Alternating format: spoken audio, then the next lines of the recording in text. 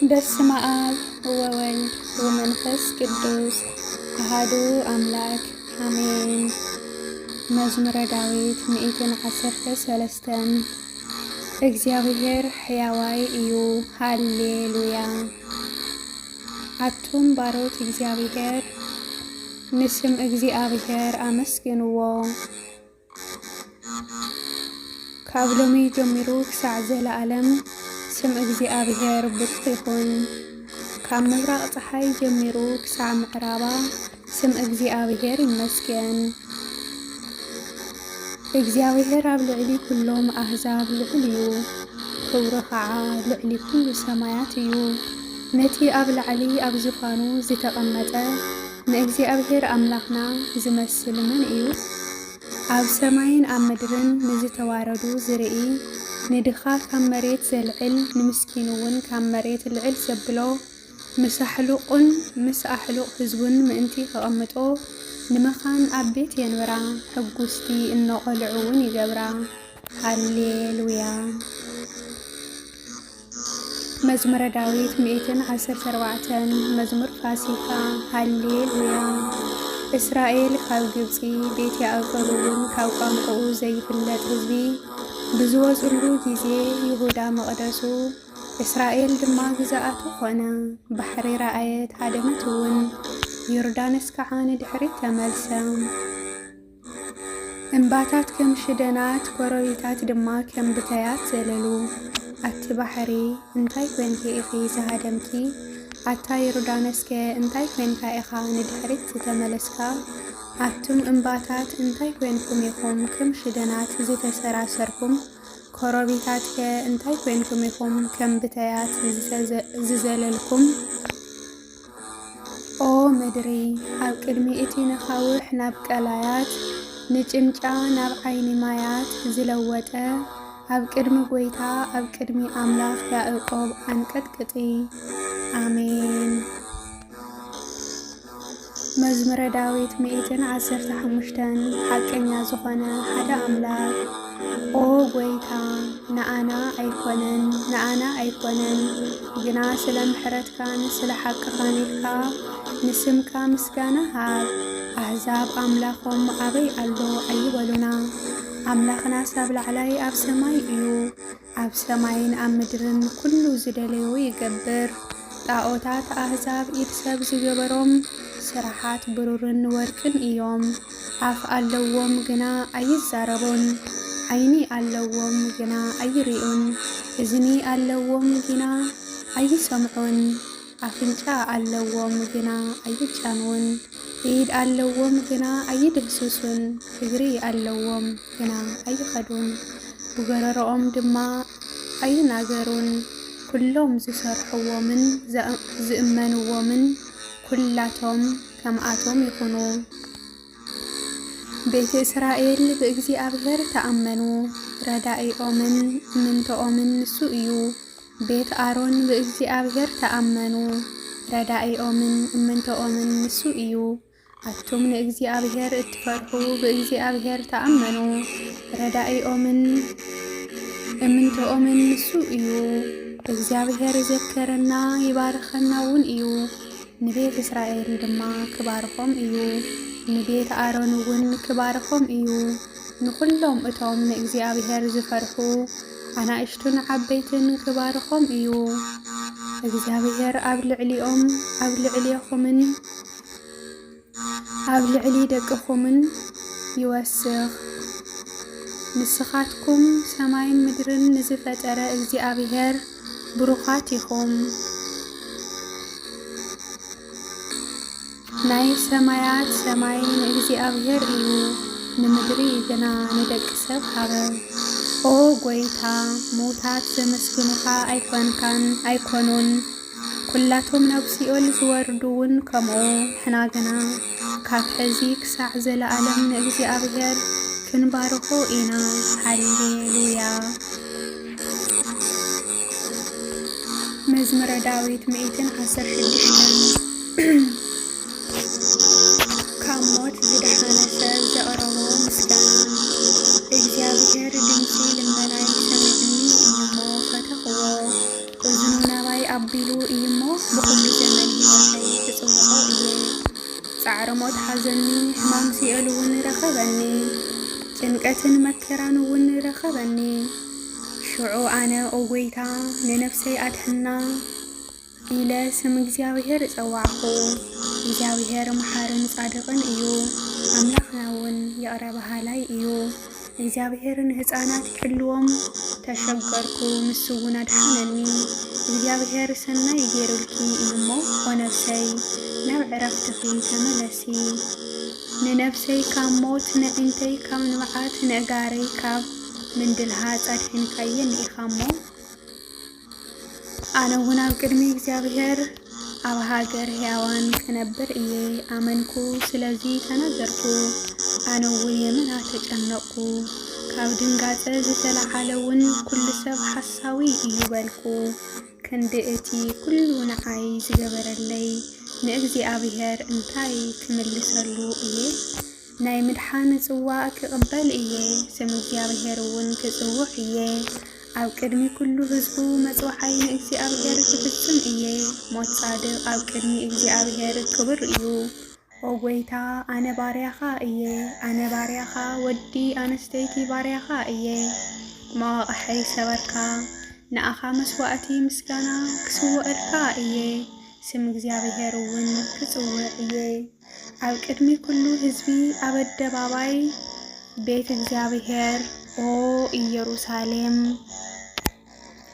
ኣብ ማእኸልክ እውን መጽዋዕይ ንእግዚአብሔር ክፍጽም እየ ሃሌሉያ መዝሙረ ዳዊት 117 መዝሙር ምስጋና ኩልኻትኩም ኣሕዛብ ንእግዚአብሔር ኣመስግንዎ ኩሎም ህዝብታት እውን ንእግዚአብሔር ያመስግንዎ ምሕረቱ ኣባና ጸኒዓ እያሞ ናይ እግዚአብሔር ሓቂ ንዘለዓለም ይነብር ሃሌሉያ መዝሙረ ዳዊት 118 መዝሙር ምስጋና ንእግዚአብሔር ኣመስግኑ ሕያዋይ እዩሞ ምሕረቱ ንዘለዓለም እዩሞ ሕያዋይ ከም ዝኾነ ምሕረቱ እውን ንዘለዓለም ከም ዝኾነ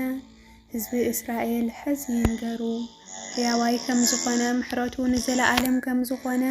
ቤት ኣሮን ሕዚ ይንገሩ ሕያዋይ ከም ዝኾነ ምሕረቱ ንዘለዓለም ከም ዝኾነ ኩሎም እቶም ንእግዚአብሔር ዝፈርሑ ሕዚ ይንገሩ ኣብ ጊዜ መከራይ ንእግዚአብሔር ጸዋዕኽዎ ሰማዓኒ ኣስፋሓለይ እውን እግዚአብሔር ረዳእየይ እዩ ኣይፈርሕን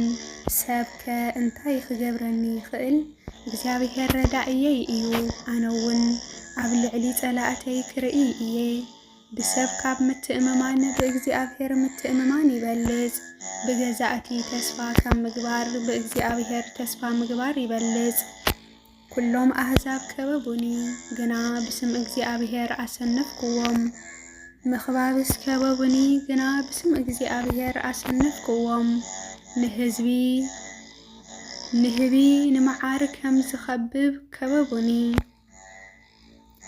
ሓዊ ኣብ ውሽጢ እሾክ ከም ዝነድድ ነደዱ ብስም እግዚአብሔር ድማ ኣሰነፍክዎም ደፋእኻኒ ንኽወድቕ እውን ገድገድ በልኩ እግዚአብሔር ግና ሓገዘኒ ሓይለይን መዝሙረይን እግዚአብሔር እዩ ንሱ እውን መድሓንየ ይኮነ ድምፂ ዕልልታን መድሓኒትን ኣብ ድንኳን ጻድቃን እዩ የማነይቲ ኢድ እግዚአብሔር ብርቱዕ ሓይሊ ገበረት የማነይቲ ኢድ እግዚአብሔር ልዕል ኣበለትኒ የማነይቲ ኢድ እግዚአብሔር ሓይሊ ገበረት ብህይወት ክነብር እየ እምበር ኣይመውትን ንስራሕ እግዚአብሔር ከዓ ክነግር እየ ምግሳጽስ እግዚአብሔር ገሰጸኒ ንሞት ግና ኣሕሊፉ ኣይሃበንን በኣኣተን ኣትየ ንእግዚአብሔር ከመስግኖስ በረታት ጽድቂ ክፈቱለይ እዚኣ ናይ እግዚአብሔር ኣፍ ደገ እያ ጻድቃን እውን ናብኣ ይኣቱ ስለ ዝሰማዕኻንን መድሓንየይ እውን ስለ ዝኾንካንን ኣመስግነካ ኣለኹ እቲ ነደቕቲ ዝነዓቕዎ እምኒ ንሱ ርእሲ መኣዝን ኮነ እዚ ካብ እግዚአብሔር ኮነ ንዕንትና እውን ዘደንቕ እዩ እግዚአብሔር ዝሰራሓ መዓልቲ እዚኣ እያ بآن التحقوس دسون يبلنا أويتا بيزاخا حزي أدحن أويتا بيزاخا أقنعلنا إتي بسم እግዚአብሔር ዝመጽእ ብሩኽ እዩ ካብ ቤት እግዚአብሔር ባረኽናኩም እግዚአብሔር አምላኽ እዩ ንሱ እውን አብርሃልና ክሳዕ ቅርንቲ እቲ መሰዊኢ ነቲ መስዋዕቲ በዓል ብገመድ አሰርዎ ንስኻ አምላኸይ ኢኻ አመስግነካ ኣለኹ ንስኻ አምላኸይ ኢኻ ልዕል ከብለካ እየ ሰሚዕኻኒ ኢኻሞ መድሓኒት እውን ኮይንካኒ ኢኻሞ አመስግነካ ኣለኹ ሰናይ እዩሞ ምሕረቱ እውን ዘለዓለም እዩሞ ንእግዚአብሔር አመስግንዎ አሜን።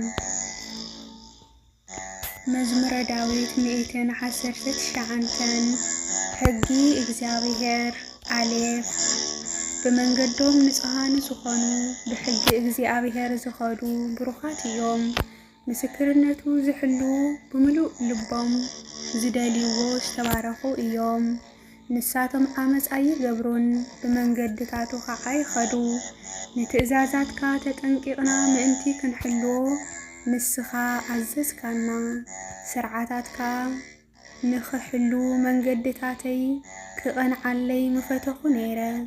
ኩሉ ትእዛዛትካ እንትምልከት ሽዑ ኣይሓፍርን እየ ኦጎይታ ነቲ ቕኑዕ ፍርድኻ ምስ ተምሃርኩ ብቕኑዕ ልቢ ከመስግነካ እየ ስርዓታትካ ክሕሉ እየ ፈጺምካ ኣይትደርብየኒ ንሕጊ እግዚአብሔር ምእዛዝ ቤት መንእሰይ መንገዱ ብምንታይ የንጽህ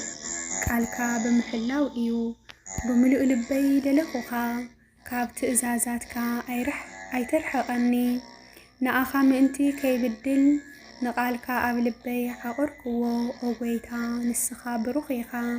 ስርዓታትካ መሃረኒ ኩሉ ፍርዲ አንደበትካ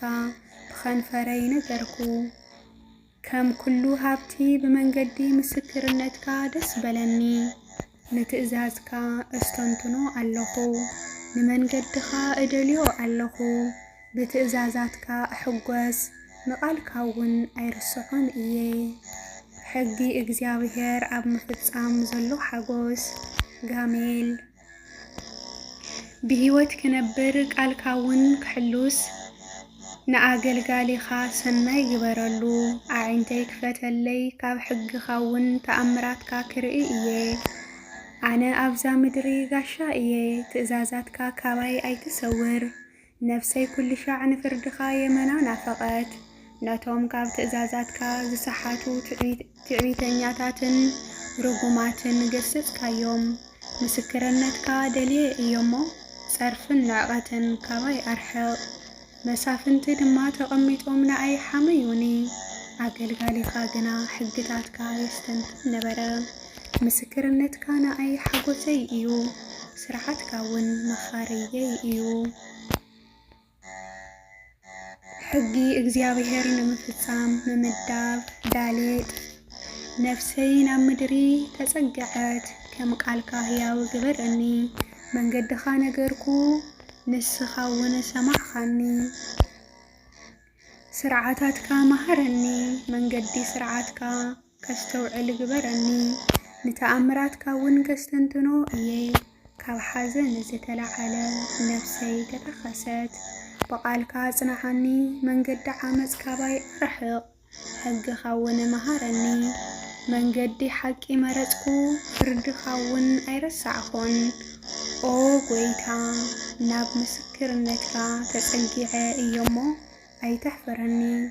ንልበይ ምሳስፋሕኻዮ ብመንገዲ ትእዛዝካ ጉይኹ ምስትውዓል ክትረክብ ዝግበር ጸሎት ኦ ጎይታ መንገዲ ስርዓታትካ መሃረኒ ኣነ ኸዓ ክሳዕ መወዳእታ ክሕልዎ እየ ምስትውዓል ሃበኒ ኣነ ኸዓ ንሕጊኻ ክደልዮ ብምሉእ ልበይ እውን ክሕልዎ እየ ንኣፈትየ እዮሞ ብመንገዲ ትእዛዝካ ምርሓኒ ልበይ ናብ ስስሐ ዘይኮነስ ናብ ምስክርነትካ ኣዘንብሎ ንዕንተይ ከንቱ ነገር ካብ ምጥማት ምለሰን بمنجدخا هياو جبرني مأنتي كفرحكا نباريخا وقالكا أصنحيو فردخا سناي إيمو نزو فرحو صرفي كواي أرحق إنهو تأزازكا نافقكو بصدقخا هياو جبرني آمين. حقي እግዚአብሔር أمن إيو واو أو قويتا كمتي قالكا محرتكان مدحانكان يمسؤني بقالكا تأمينة إيومو نتوم زتعرفوني بنجر ملسي كهوم إيه بفردتاتكا تأمينة اللخو قال حقي كاو أفي فزيمكا أي ترحق كساع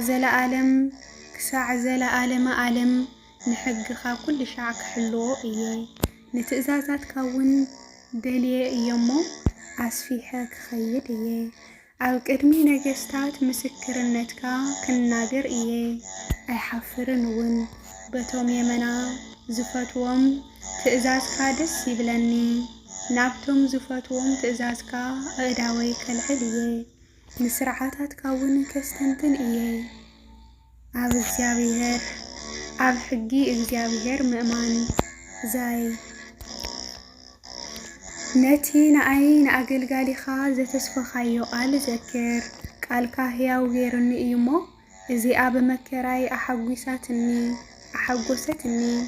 عبيات يمنا حمزو أنا جنا كاب حقها أي جلسكون أوبيتا نتي كاب تقمي زنبرة فردتاتكا نتي كاب تنتي زنبرة فردتاتكا إذكرو بؤون الزنانا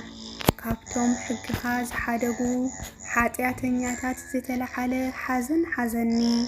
تسديدة أبزخد كله عدي سرعاتاتكا مزمر كونني أوبيتا بليتي سمكا ذكركو حقخاون حلقو نتأزازات كاون دلي اللخمو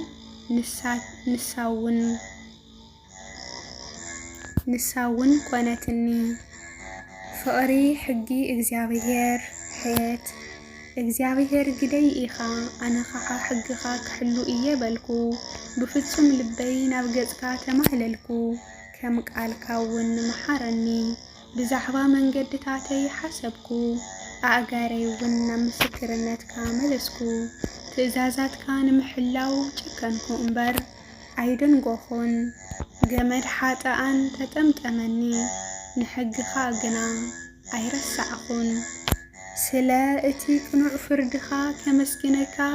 ፍርቂ ለይቲ እትስእ ኣነ ብጻይ እቶም ኩሎም ዝፈርሑኻን ንትእዛዛትካ ዝሕሉውን እየ ኦ ጎይታ ምሕረትካ ኣብ ኩሉ ምድሪ መሊኣ እያ ስርዓታትካ መሃረኒ ሕጊ እግዚአብሔር ክቡር እዩ ጤት ኦ ጎይታ ከም ቃልካ ነገልጋሊኻ ሰናይ ገበርካሉ ብትእዛዛትካ ተኣሚነ ኣለኹሞ ሰናይ ምኽርን ፍልጠትን መሃረኒ ቅድሚ ምጭናቐይ ሰሓትኩ ሕዚ ግና ቃልካ እሕሉ ኣለኹ ንስኻ ሰናይ ኢኻ እሞ ሰናይ ትገብር ኣለኻ ብሕያዋይነትካ ንስርዓትካ ንመሃረኒ ዓመፅ ትዕቢተኛታት ኣብ ልዕለይ በዝሐ ኣነ ግና ብምሉእ ልበይ ትእዛዛትካ እደሊ ኣለኹ ልቦም ከም ጸባ ረገአ ኣነ ግና ብሕግኻ እሕጎስ ኣለኹ ስርዓትካ ምእንቲ ክመሃር እቲ ዘጨነቕካኒ ጽቡቕ ኮነለይ ካብ ኣእላፋት ወርቅን ብሩርን ሕጊ ኣፍካ ይሕሸኒ ሕጊ እግዚአብሔር ቅኑዕ እዩ ዮድ ኣእዳውካ ሰርሓኒ ኣመዓራረያን እውን ትእዛዛትካ ክመሃረስ ምስትውዓል ሃበኒ በቓልካ ተኣሚነ እየሞ እቶም ዝፈርሑኻ ንኣይሪኦም ክሕጎሱ እዮም ኦ ጎይታ ፍርድኻ ሓቂ ከም ዝኾነት በቲ ሓቅኻ እውን ከም ዘጨነቕካኒ ፈለጥኩ ምሕረትካ ንምጽንናዐይ ትኹን ከምቲ ቃልካ እውን ንባርያኻ ይኹኖ ሕግኻ ደስታይ እዩሞ ብህይወት ምእንቲ ክነብር ምሕረትካ ይምጽአኒ ዕብያት ብዓመፅ ተውዮምኒ እዮም እሞ ይሕፈሩ ኣነ ግና ብትእዛዝካ እጻወት ኣለኹ እቶም ዝፈርሑኻን ምስክርነትካ ዝፈልጡን ናባይ ይመለሱ ኣነ ምእንቲ ከይሓፍር ልበይ ብስርዓታትካ ቅኑዕ ይኹን ምእንቲ ክትድሕን ዝግበር ጸሎት ካፍ ነፍሰይ ምድሓንካ ናፈቐት ብቓልካ እውን ተኣመንኩ መዓዚኻ ተጸናንዕኒ እናበልኩ ኣዒንተይ ስለ ቓልካ ፈዘዛ ኣብ ልዕሊ ትኪ ከም ዝተሰቕለ ለቖታ ኮይነ እየሞ ስርዓታትካ ግና ኣይረሳዕኹን ዘመን ባርያኻ ክንደይ እየን ኣብ ልዕሊ እቶም ዘሳጉጉንከ መዓዝ ክትፈርደለይ ኢኻ ሓጢአተኛታት ጸወታ ነገሩኒ እጐይታ ከም ሕግኻ ግና ኣይኮነን ኩሉ ትእዛዛትካ ሓቂ እዩ ብዓመፅ የሳጉጉኒ ኣለዎ እሞ ርድኣኒ ካብ ምድሪ ከጥፍኡኒ ቁሩብ ተሪፍዎም ነይሩ ኣነ ግና ትእዛዛትካ ኣይሓደኩን ከም ምሕረትካ ሕያው ግበረኒ ኣነ እውን ናይ ኣፍካ ምስክርነት ክሕሉ እየ ሕጊ እግዚኣብሔር ምእማን ላሜድ ኦ ጐይታ ቃልካ ኣብ ሰማይ ንዘለዓለም ይነብር ሓቅነትካ እውን ውሉድ ወለዶ እዩ ንምድሪ መስረትካያ ንሳ እውን ትነብር ኩሎም ኣገልገልትኻ እዮም እሞ እቲ መዓልቲ ብትእዛዝካ ይነብር ሕግኻ መሐጐስ እየይ እንተዘይከውን ቀደም ብዕብራነይ ምጠፋእኹ ነይረ ብኡ ሕያው ጌርካኒ ኢኻ እሞ ፍርድታትካ ንዘለዓለም ኣይርስዕን ኣነ ናትካ እየ ፍርድታትካ ደልየ ኣለኹ እሞ ኣድሕነኒ ሓጢአተኛታት ከጥፍኡኒ ይጸናተውኒ ኣለዉ ኣነ ግና ምስክርነትካ መርመርኩ ናይ ኩሉ ስራሕ ፍጻሜ ረኣኹ ትእዛዛትካ ግና የመና ሰፊሕ እዩ ንሕጊ እግዚኣብሔር ምፍቃር ሜም ኦ ጐይታ ንሕግኻ ክንደይ ፈተኽዎ ምሉእ መዓልቲ እውን እስተንትኖ ኣለኹ ትእዛዛትካ ንዘለዓለም ምሳይ እዩ እሞ ካብ ጸላእተይ ብዝበለጸ ኣለበመኒ ምስክርነትካ ስለ ዘስተንትን ካብ ኩሎም ዝመሃሩኒ ዝበለጸ ኣስተውዓልኩ ትእዛዛትካ ሓልየ እየሞ ካብቶም ሽማግለታት ዝበለጸ መስተውዓሊ ኾንኩ ቃልካ ምእንቲ ክሕሉ ካብ ኩሉ ክፉእ መንገዲ እግረይ ከልከልኩ ንስኻ ምሂርካኒ ኢኻ እሞ ካብ ፍርድታትካ ኣይረሓቅኩን ቃልካ ንጐረረይ ጥዑም እዩ ንኣፈይ ካብ መዓር ካብ ወለላን ዝበለጸ መቀረኒ ካብ ትእዛዛትካ ዝተለዓለ ኣስተውዓልኩ ስለዚ ኩሉ መንገዲ ሓሶት ጸላእኹ ሕጊ ኣምላኽ ብርሃን እዩ ኖን ቃልካ ንእግረይ መብራህቲ ንመንገደይ ብርሃን እዩ ንፍርድታት ጽድቅኻ ክሕሉ መሓልኩ ኣጽናዕኽዎውን ኦ ጐይታ የመና ተጨኒቐ ኣለኹ እሞ ከም ቃልካ ሕያው ግበረኒ ኦ ጐይታ እቲ ካብ ኣፈይ ዝወፅእ ቃል ባህ የብልካ ፍርድኻ እውን መሃረኒ ነፍሰይ ኩልሻዕ ኣብ ኢደይ እያ ሕግኻ ግና ኣይርስዕን እየ ሓጢአተኛታት መፈንጠር ኣጻወድሎይ ኣነ ግና ትእዛዛትካ ኣይጠሓስኩን ናይ ልበይ ሓጐስ እዩ እሞ ምስክርነትካ ንዘለዓለም ወረስኩ ንዘለዓለም ክሳዕ መወዳእታ እውን ትእዛዛትካ ክገብር ንልበይ ኣዘን በልኩ ሕጊ እግዚኣብሔር ድሕነት ሰብ እዩ ሳምኬት ንዓመፅቲ ጸላእኹ ሕግኻ ግና ፈተኹ ንስኻ ረዳእየይን መጸጊዕየይን ኢኻ በቓልካ እውን ተኣማመንኩ ትእዛዛት ኣምላኸይ ክደልስ ኣቱም ዓመፀኛታት ካባይ ረሓቑ ብሂወት ክነብርስ ከም ቃልካ ደግፈኒ ብተስፋይ ድማ ኣይተሕፍረኒ ርድኣኒ ክድሕን ድማ እየ ንስርዓታትካ እውን ኩሉ ግዜ ክምርምር እየ ድልየቶም ዓመፅ እዩ እሞ ካብ ስርዓታትካ ንዝርሕቑ ኩሎም ኣሕሰርካዮም ንኹሎም ሓጢአተኛታት ምድሪ ከም ጓሓፍ ትጉሕፎም ስለዚ ምስክርነትካ ፈተኹ ስጋይ ንኣኻ ካብ ምፍራሕ ዝተለዓለ ደንገጸ ካብ ፍርድኻ ዝተለዓለ እፈርሕ ኣለኹ ንሕጊ እግዚኣብሔር ምእዛዝ ዓይን ፍርድን ጽድቅ ንገብር ኣለኹ ንዘጨንቑኒ ኣሕሊፍካ ኣይተሃበኒ ንባርያኻ ብሰናይ ሓልዎ ዕቡያት ኣይደፋፍኡኒ ኣዒንተይ ንምድሓንካ أعينتين مدحان كان نحقنيا قالكان بمصباي فززا نعين بارياخا كم محرتكا قبر اللي سرعاتاتكا خعا مهارني أنا بارياخا إيه مسكرنتكا مأنتي كفلتس كستوعل قبرني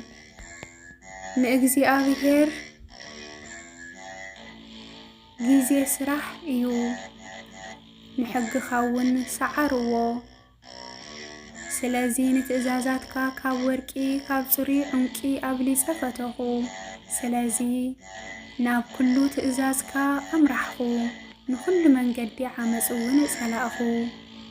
نحقي إجزي أبيهر كتأزز مدلاي في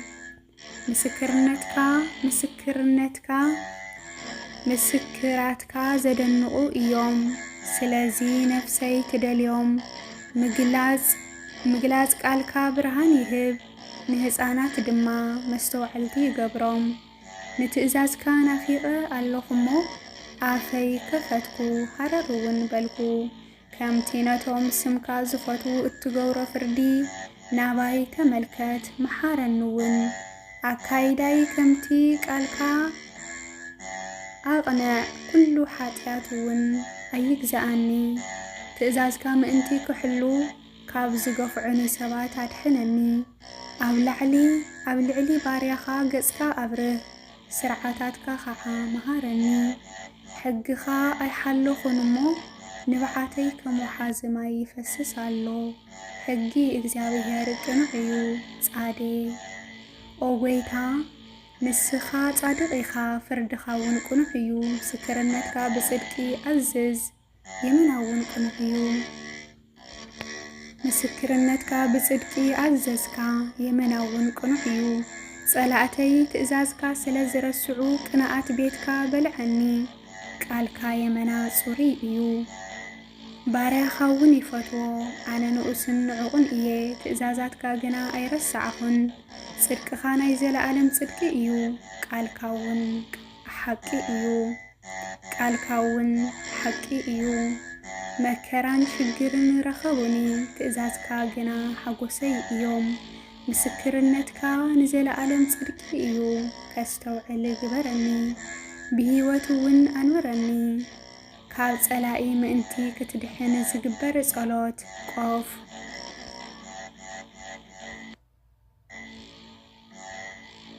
أوغيتا بملؤ لبي إمهلل اللهم واسمعني سرعاتات كاون كحلو إيه نباخا أوخو أدحنني مسكرنت كاون كحلو إيه عنديه أوخو نقال كاون تسفاجيرا اللهو قال كام انتي كستنتن أعينتي نمجسجاس قدما أوغيتا كم حرتكا قالي سماع كافر دخاون كم فردخاون هياو قبرني اتوم بعامت زساقوغني كربو كاب حقخا خعارحاقو أوغيتا نسخا قربائخا كلهم من قدسات كاون كنحات يوم كاوزل عالم كمز مسرت كايو كابزل عالم كمز مسرت كايو كاب تنتي جميرة كام مسكرنتكا زتل على فلقو مهللا ريس حقخا أيرسعهن مو مكراي رئيخا أناقفني فردي فردمو أناقفني سلا قال كاون هياو قبرني سرعاتكا أيدليون يوممو دحنتكا بحاتان رحقيو أوغيتا رهراهيخا يمنا بزحيمو كم فردخا هياو قبرني زساقوغنن زجنقنن بزحات يوم جنا كم مسكرنتكا دحر أيبالكون قالكا أي حلون يوممو نسنفات رئي حزنكو أوغيتا نتأزازاتكا كم زفتخو ورقا أوغيتا بمحرتكا هياو قبرني نايك قالكا مجمرتا حقي إيو كل فردي صدق خاون زلالم إيو بملوء لبخا حقي إغزابيهر مفتام سان جزاءتي بخانتو أساقوغني كاب قالكا زتلعالي جنا لبي دنقصني بزحات مركو كم زرخبه بقالكا أحقوس اللهو ብዙሕ ምርኮ ከም ዝረኸበ ብቓልካ እሕጐስ ኣለኹ። ንዓመፃ ጸላእኹ ተጸየፍኩውን ንሕግኻ ግና ኣፍቅሮ ኣለኹ። ስለ እቲ ፍርዲ ጽድቅኻ ኣብ መዓልቲ 7 ሰዓት ኣመስግነካ ኣለኹ። እቶም ንሕግኻ ዘፍቅሩ ብዙሕ ሰላም ኣለዎም፣ ዘዕንቅፎም እውን የለን። ኦ ጐይታ ምድሓንካ ተስፋ ገበርኩ፣ ንትእዛዛትካ ድማ ሓለኹ። ነፍሰይ ንምስክርነትካ ትሕሉ ኣላ፣ የመና እውን ትፈትዎ ኣላ። ኩሉ መንገደይ ኣብ ቅድሜኻ እዩ እሞ ትእዛዛትካን ምስክርነትካን እሕሉ ኣለኹ። ረድኤት እግዚአብሔር ምድላይ ታው። ኦ ጐይታ ጸሎተይ ናብ ቅድሜኻ ትብጻሕ፣ ከም ቃልካ እውን ምስትውዓል ሃበኒ። ምህለላይ ኣብ ቅድሜኻ ትብጻሕ፣ ከም ቃልካ እውን ኣናግፈኒ። ስርዓታትካ መሃረኒ፣ ስርዓታትካ ምሂርካኒ ኢኻ እሞ ከናፈረይ ምስጋናኻ የውፅእ። ኩሉ ትእዛዛትካ ጽድቂ እዩ እሞ አንደበተይ ቃልካ ተናገረ። ንትእዛዛትካ መሪፀ ኣለኹ እሞ ኢድካ ዘድሕነኒ ይኹን። ኦ ጐይታ ምድሓንካ እናፍቕ ኣለኹ። ሕግኻ ሓጐሰይ እዩ፣ ሕግኻ እውን ሓጐሰይ እዩ። ነፍሰይ ትንበረለይ ክተመስግነካ እውን እያ። ፍርድታትካ ድማ ይርዳኣኒ። ከም ዝጠፍአ በጊዕ ኮለል እብል ኣለኹ። ትእዛዛትካ ኣይረሳዕኹን እሞ ንባርያኻ ድለዮ። አሜን። መዝሙረ ዳዊት 120 ናይ መዓርግ መዝሙር። ብጊዜ ጭንቀተይ ናብ እግዚአብሔር ኣእወኹ፣ ንሱ እውን ሰማዓኒ። ኦ ጐይታ ካብ ሓሳዊ ከንፈር ካብ መታለሊ መልሓስ እውን ንነፍሰይ ኣድሕና። ስለ ጠባሪ መልሓስ እንታይ ይህቡኻ? እንታይ ከይወስኹኻ? ከም ፍሕኒ ዕንፀይቲ በረኻ ፈላጻታት ሓያላት ዝተሰሓሉ እዮም። ኣነ መንበርየይ ዝረሓቅኩ ወይለይ፣ ኣብ ድንኳናት ቄዳር ሓደርኩ። ምስ ሰላም ዝጸልኡ ነፍሰይ ብዙሕ ጊዜ ነበረት። ኣነ ሰላማዊ እየ ብዝተናገርኩ ቁጽሪ ግና ብኸንቱ ኣብ ልዕለይ ተሰለፉ። አሜን። ምስጋና